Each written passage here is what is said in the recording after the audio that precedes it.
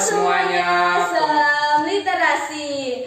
Hari ini kita balik lagi di podcast kita, yaitu Rumbarim, Rumpi bareng Berima. Perkenalkan, saya Siva Amalia Febriani dan saya Muhammad Alfarel Ghazali. hari ini kita kedatangan siswa-siswi berprestasi dari SMA Negeri 1 Radu Dongkal. Mereka menjuarai kelompaan FLSN 2N. Untuk itu, penasaran nggak tentang proses mereka kayak gimana? Yuk kita ngobrol bareng. Gimana kalau kita kenalan dulu sama kakak-kakaknya nih? Mulai dari pertama ini, kakak siapa? Perkenalkan, nama saya Lantera Distiarsono. Kebetulan saya kemarin FLS 2N ikut di bidang di Solo kita. Halo, nama saya Yohanes Adi Nathanael dari kelas 12/4. Untuk di FLS 2024 kemarin, saya mengikuti dari cabang Cipta Lagu. Halo, saya Nazila Rizkia dari kelas 12/1. Kebetulan di FLS 2N 2024 kemarin saya memvokalisi Cipta Lagu. Halo semuanya, perkenalkan nama saya Triska Mutiara. Di FLS 2N 2024 ini saya membidangi lomba jurnalistik. Wah, sekarang sudah pada kenal kan kakak-kakaknya? Yuk kita ngobrol bareng tentang bidang-bidang mereka yang ikutin. Untuk pertama, kita mulai pada Kak Tera. Halo Kak Tera. Kak Tera ini dari bidang solo gitar ya? Gimana sih Kak awal mula kakak itu tertarik sama bidang ini? Ini kan seni musik ya. Oke, boleh diceritakan Kak gimana awalnya? Sebenarnya saya tuh awalnya nggak minat sama gitar. Kok bisa sampai ikut lomba itu gimana ya kalau awalnya itu nggak minat? Saya Kalau penasaran deh. untuk saya suka alat musik itu sebenarnya saya suka sama piano. Lalu kemudian karena saya masuk SMA ini ada saingan. Nah, ini saingannya. Makanya A few moments later. Nah, kali ini kita akan menanyakan sesuatu tentang kakaknya nih. Nah, pertanyaannya itu bagaimana kakak menciptakan lirik atau menulis liriknya sampai menciptakan melodi lagunya gitu. Oke, kalau dari saya sendiri ya, dari bidang Cipta Lagu, sebenarnya kalau saya boleh cerita dari awal ikut lomba itu dari kelas 10. Jadi ini udah lomba ke yang 3 kalinya. Mantap ya. Jadi kelas 10 itu ikut 2 kali, terus yang kemarin kan pas kelas 11. Pertama kali ke Cipta Lagu itu saya cuma disuruh ngebawain lagu yang udah jadi. Lagu yang udah jadi tapi belum dipublikasikan, akhirnya saya coba bawakan, tapi dilala belum lolos. Terus kali kedua untuk kelas 10 semester 2 itu kurang lebih sama, ngebawain lagu yang udah jadi tapi itu di remake ulang, liriknya dibikin ulang, aransemennya juga dibikin ulang. Dan alhamdulillah dapat juara 1 di kabupaten tapi nggak lolos di cabang dinas. Nah, baru yang ketiga ini dari pembina Pak Andi sendiri itu minta bener-bener original dari saya. Jadi dari aransemen, dari lirik, dari segala apapun lah, inspirasi. Itu siapa yang membawakan lagunya, Kak? Nah, seperti yang kayak aku bilang tadi, dari Pak Andi itu kan minta buat aku gandeng penyanyi. Itu mulai dari tahun FLS 2N yang tahun 2023. Kebetulan juga dari Pak Andi itu udah ada percaya juga sama rekan saya karena dan itu juga dari tahun 2023 itu dari mulai lagunya jadi sampai ke kita pengumpulan kan selalu online, jadi sampai sebelum hari pengumpulan itu kita sering-sering latihan bareng gitu. Itu karena Betul, karena kebetulan juga pada saat FLS 2N tahun 2023 aku juga ikut solo song. Tapi ya alhamdulillah sampai provinsi, jadinya dipilih buat dampingin Kak Hanes gitu. Kalian gitu ya Kak. Iya betul, saling melengkapi. Gitu ya. jadi pas penyajian lagunya juga kita bisa fokus sendiri dari Kak Ana itu bisa fokus ngapalin lirik sama nadanya, dari saya juga bisa fokus ke aransemen sama chord-chord di lagunya gitu. Menarik nih Kak, kalau boleh nyanyiin dong Kak refnya dari lagu itu. Penasaran nih kita Nyanyikan gimana dong, sih Kak, gitu. lagu-lagunya. Iya. Khusus kakak. Iya. mengalir di antara waktu yang tak terhenti, mengisahkan cerita Indonesia elok dan permai, mencurahkan rasa ini indah dalam melodi. Di tiap kata ini ku ungkapkan rasa tiada henti. Wah, seru banget nggak sih suaranya? Iya, Nah, apa? kalau boleh tahu Kak, ini makna lagu ini tuh apa ya? Oke, kalau untuk makna dari lagu ini sendiri, karena tadi ada perubahan, akhirnya otomatis harus cari ide lagi. Dari tema yang diangkat itu Senandung Negeriku. Kebetulan aku ambil judul yang sama, tapi dari situ aku dapat satu makna bahwa Indonesia ini kan kita punya berbagai macam keanekaragaman suku, budaya, bahkan keindahan alam gitu. Nah, dari situ kita angkat bahwa menjadi satu lagu yang ini menggambarkan perasaan seseorang yang merasa kagum dengan keanekaragaman di Indonesia itu. Dari perasaan kagum itu dia pengen keliling Indonesia, dia pengen eksplor Indonesia, tapi karena dia belum sempat atau belum bisa ngelakuin mimpinya itu, akhirnya dia tuangkan aja perasaannya itu jadi lagu.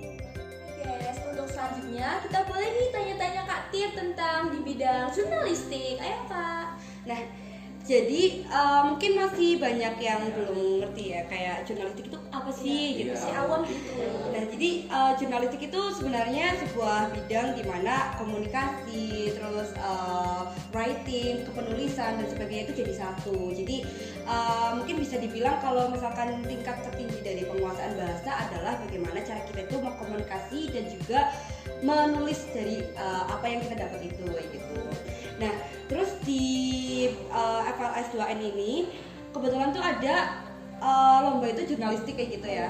Awalnya tuh saya juga kayak baru tahu loh kalau jurnalistik tuh ada di FLS 2N kayak gitu. Dan sebenarnya itu baru pertama kali saya juga belajar jurnalistik di tahun ini ya, karena di tahun kemarin itu saya tuh cuma nulis isai waktu FLS 2N tahun kemarin, tahun 2023. Sedangkan tiba-tiba kok di FLS 2N tahun 2024 tuh ada jurnalistik. Nah, saya kiranya kan jurnalistik mungkin teman-teman tuh lihatnya yang kayak di TV itu kan ya, kayak reporter gitu. Nah, tapi ternyata pas saya daftar itu kok nggak kayak gitu. Ternyata pas saya daftar itu tuh kita tuh kayak cari narasumber. Kebetulan FLS 2N tahun ini apa ya Kak? Tentang kearifan lokal ya. Jadi akhirnya tuh saya mikir kira-kira ada nggak sih kearifan lokal di Pemalang tuh yang masih belum tersorot gitu, yang saya tuh harus liput itu pokoknya biar tuh terkenal kayak gitu. Nah guys, dilihat dari effort kakak ini, dari Kak Tera, Kak Haris, dan Kak Tir, mereka tuh layak untuk menuju tingkat provinsi.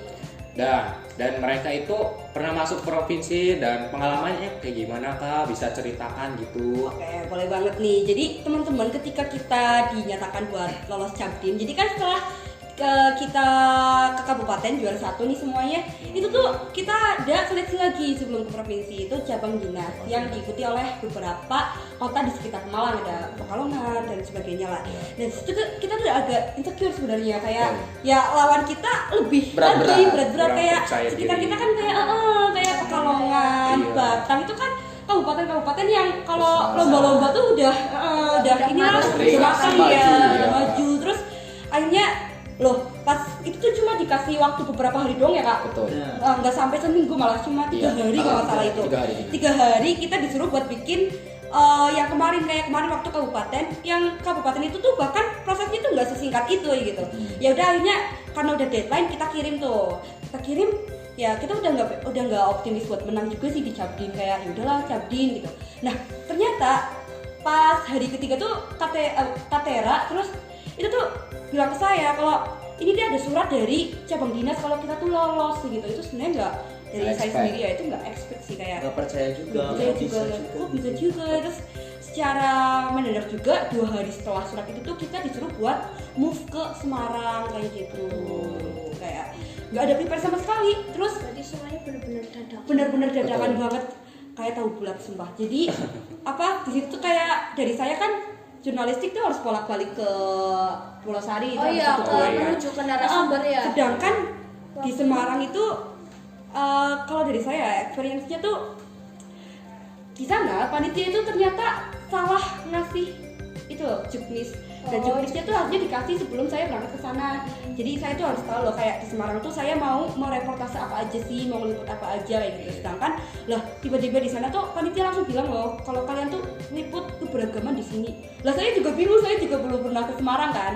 Nah terus tiba-tiba disuruh kayak gitu, kaget, nah, kayak kaget terus mau tanya ke siapa kayak gitu. Sedangkan pembina jurnalistik saya tuh di sini gitu, kayak aduh gimana gitu sih. Itu aja yang struggle yang pertama saya langsung dapet di sana gitu. Mungkin kalau Kak Hans sendiri. Kalau dari saya sendiri, mungkin cerita dari awal diumumin kita masuk provinsi. Pada saat itu kan lagi saat-saatnya ya kita liburan ya kalau nggak salah, saat-saatnya kita masih liburan, masih santai gitu. Tiba-tiba dapat calling dari pembina untuk mulai hari ini kamu udah harus persiapan lagu lagi untuk maju ke provinsi. Sok kaget, bener-bener kaget, gak expect saya yang dibilang kaget tadi, karena gak pernah ngerasain ada di jalur ini sebelumnya.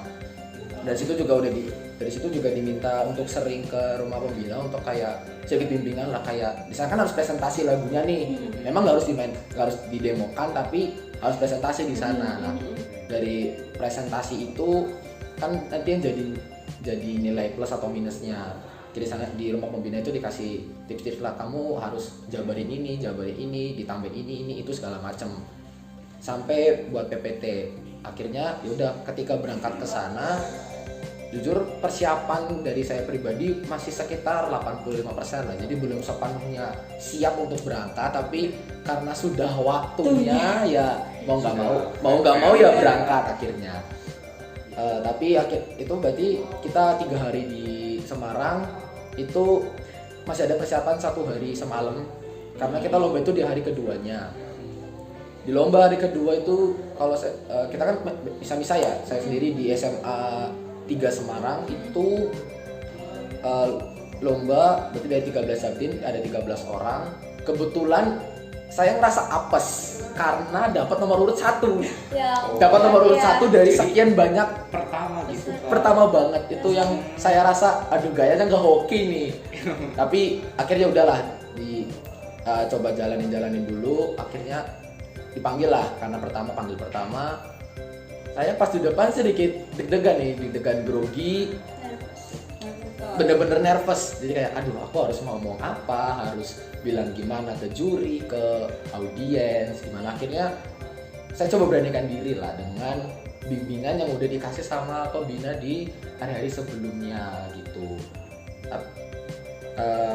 Terus akhirnya ya udah dengan rasa yang tetap rasanya kurang, turun dari panggung, dari depan juri, ya udah dengan perasaan plong, ya udah lost gitu. Udah terlewatkan, udahlah terlewat. Betul. Yang penting kita udah berusaha Iya betul, Sudah mencoba. Jadi dari kita bertiga tuh benar-benar nggak ada yang 100% tuh ready gitu loh Kak Sarah. Iya. Benar-benar masih 50, masih 70 kayak gitu. Kayak Katera juga gitar dan sebagainya juga ini ya Kak, apa? Sempat ada trouble lah di situ. Pastinya ada. Ya, Basecamp-nya itu nggak semulus yang kita kira guys. Karena dari lawan-lawan kita di cabin lain juga se-prepare itu Iya. ketimbang kita sendiri. gitu. Mungkin ada yang kayak kita waktu persiapannya, cuman mereka lebih prepare dengan ada guru les, dengan benar, adanya fasilitas yang lebih iya, memadai, benar. transport yang lebih oke. Jadi itu mungkin kurangnya kita. Oke, jadi mungkin untuk ya mungkin ini kedepannya aja ya. Jadi mungkin ya untuk dari Cabdinya sendiri, barangkali nanti Cabdinya bisa melihat podcast ini tuh, kami harap tuh untuk pemberitahuan dan sebagainya itu jangan mendadak gitu. Jadi dari kita tuh ada siap-siap lagi gitu, dan apa ya mungkin bisa lebih difasilitasi seperti itu gitu. Jadi, mungkin itu aja. Ya, untuk kakak-kakak sendiri, kesan-pesan buat adik-adik yang mungkin ini akan meneruskan bakat-bakat kalian gimana sih Kak? Berdasarkan pengalaman yang saya rasakan kemarin sih waktu ikut SLSTN, lebih menekankan tuh kepada manage waktu. Benar. Manage waktu. Benar banget. Ini. Karena kayak tek gitu Iya. jadwalnya. Jadi Rasanya- planningnya tuh lebih Benar. lebih jelas lagi gitu. Lebih jelas lagi. Rasanya 24 jam itu kurang nggak sih sehari? Oh iya, Oh, bener jelas banget, bener banget, banget, bener bener banget. banget, Bima, bener banget. Untuk Kak Hana sendiri gimana Kak? Sama kita perlu ada yang namanya manajemen waktu selama kita pembuatan pembuatan karya. Terus perlu juga yang namanya kita planning dan target benar. per harinya. Benar, Contoh benar. misalkan dari kita mulai start di umumnya tanggal 1 Agustus, di deadline tanggal 31 Agustus. Kita perlu planning nih, kita hari ini mau apa, targetnya mau apa dan segala macamnya. Terus paling kalau aku boleh ngasih pesan buat mungkin nanti angkatan 42, 43 dan seterusnya yang mau nerusin di bidang lomba cipta lagu, aku paling nggak bisa kasih beberapa artis yang bisa kalian jadi idola buat cipta lagu kayak Rian Kusuma, Eka Gustiwana, Petra Sihombing sama Ed Sheeran. Itu bisa kalian contoh dalam sama Charlie Puth, itu bisa kalian jadiin idola atau kayak kalian bisa ambil lah cara mereka nyiptain lagu, gimana caranya kalian ngaransemen lagu, terus ya dan segala macamnya, cara mereka mengadaptasi bahkan suara-suara di sekitar kita jadi sebuah musik itu bisa kalian adaptasi. Dan yang paling penting kalau kalian mau bisa ciptain lagu sendiri, baik itu secara terencana kayak lomba atau bahkan kayak mungkin kayak di sini kan biologi itu suka pakai lagu gitu kan, bikin kayak gitu, itu perbanyak aja referensi lagu kalian. Jadi jangan cuma dengerin mungkin lagu Jawa doang, lagu Indonesia doang, tapi semualah kalian kulik, semua kalian gali semua gitu. Kalau Kak Tir sendiri? Kalau dari saya kurang lebih juga sama sih sama Kak Tera, karena kan kalau saya kan waktu kabupaten itu kan 1 bulan lebih ya.